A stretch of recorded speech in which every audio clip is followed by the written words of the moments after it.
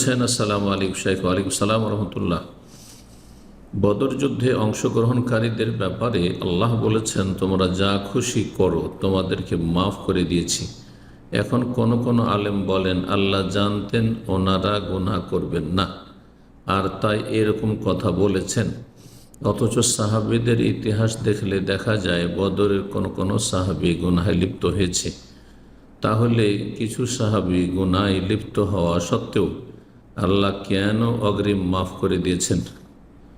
আল্লাহ রাব্বুল আলামিন সম্পর্কে কেন প্রশ্ন? এটি বড়ই সুউল আদব মা আল্লাহ, আল্লাহর সাথে বেয়াদবি। কোরআনে কারীমে আল্লাহ ইরশাদ করেছেন, লা ইউসালু আম্মা ইয়াফআল ওয়া হুম ইউসালুন। আল্লাহ যা কিছু করছেন তার সৃষ্টির ক্ষেত্রে, কাউকে উন্নতি কাউকে অবনতি, খারাপ কি আল্লাহ বেশি দিচ্ছেন দুনিয়ার ভোগের সামগ্রী, আর মন্দকে ভালোকে কম দিচ্ছেন বা দিচ্ছেন না, বিপদগ্রস্ত করছেন। তো আপনি দুনিয়াকে বদলার জগৎ মনে করবেন, অথবা আল্লাহ রাব্বুল আলামিন কি আমার আপনার কাছে শোকজ করতে হবে, কারণ বয়ান করতে হবে? না, এটি বড়ই বেয়াদবি। তওবা করুন। ওয়াহুম ইউসালুন, তবে বান্দাদেরকে আল্লাহ সৃষ্টি করেছেন আল্লাহ ইবাদতের জন্য, তারা জিজ্ঞাসিত হবে, তাদেরকে জিজ্ঞাসা আল্লাহ করবেন।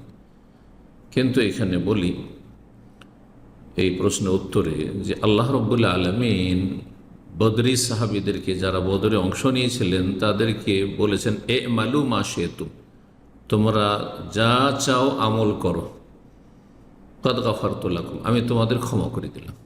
অগ্রিম আল্লাহ ঘোষণা করেছেন, অথচ তাদের হায়াতের দীর্ঘ সময় অনেকের বাকি ছিল। বিভিন্ন সময় তারা দুনিয়া থেকে বিদায় নিয়েছেন, আল্লাহ ঘোষণা করেছেন, অথচ তাদের কেউ কেউ গুনাহে লিপ্ত হয়েছেন। কিন্তু আল্লাহ রাব্বুল আলামিন তো সব কিছু জানছেন। গুনাহে লিপ্ত হয়েছেন কিন্তু আপনার মতো না, আর আজকালকার মুমিন মুসলিমদের মতো নয় যে গুনার ওপর তারা অবিচল থেকেছেন। যদি ভুল হয়ে থাকে সাথে সাথে তওবা করে নিয়েছেন, আর তওবা করলে আত-তাইবু মিনাজ যামবি কামান লা যামবা লাহু, যদি কেউ গুনাহ থেকে তওবা করে তার কোনো গুনাহ নেই, এটি একটি বিষয়। তারপরে আজকের যারা বড়ই দিনদার মুসলিম বলা হচ্ছে, যাদেরকে ধার্মিক মুসলিম, তারা বিভিন্ন গুনাহে জড়িয়ে রয়েছে। আল্লাহর হকের ক্ষেত্রে যদি ঘাটতি না থাকে, ফরজ ওয়াজিব আকীদায় যদি ত্রুটি না থাকে, তো আখলাক চরিত্রের ত্রুটি রয়েছে। গীবত চুগলখড়ি থেকে আর মিথ্যার আশয় নেওয়া থেকে, বিভিন্ন রকমের পদস্খলন থেকে আজকালকার মানুষকে মুক্ত পাওয়াটা বড় মুশকিল। কেউ বলতে পারবে যে আমি গুনাহ মুক্ত?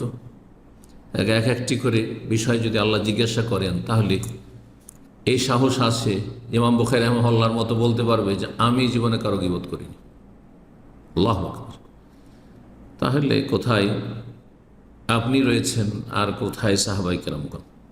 সাহাবায়ে কেরামদের মধ্যে যারা বদরে হাজির হয়েছেন অথবা অন্যান্য সাহাবায়ে কেরাম, যদি কোনো ভুল ত্রুটি গুনাহ হয়ে থাকে, তাহলে এই ক্ষেত্রে যে আসল কথাটি যেটি বলতে চাইছি সেটি হচ্ছে যে মানুষের যদি অসংখ্য নেকি থাকে, নেকির পাহাড় থাকে, সাগর মহাসাগরের মতো নেকির পরিমাণ থাকে, আর তাতে সামান্য 1 ফোঁটা 2 ফোঁটা পেশাবের মতো যদি গুনাহ থাকে, 1টি 2টি গুনাহ থাকে, চিন্তা করুন তো দেখি, প্রবাহিত নদীতে অথবা সাগরে যদি 1-2 ফোঁটা নাপাকি পড়ে থাকে, অপবিত্রতা পড়ে থাকে, তাতে পানি কি প্রভাবিত হবে?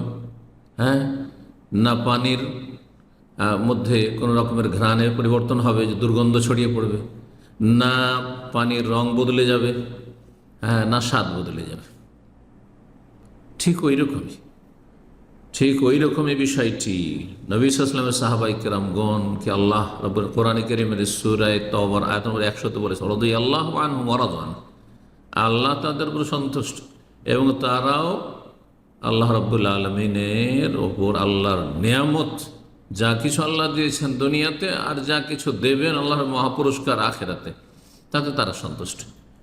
সার্টিফিকেট দিয়েছেন তারা জান্নাতি বলে।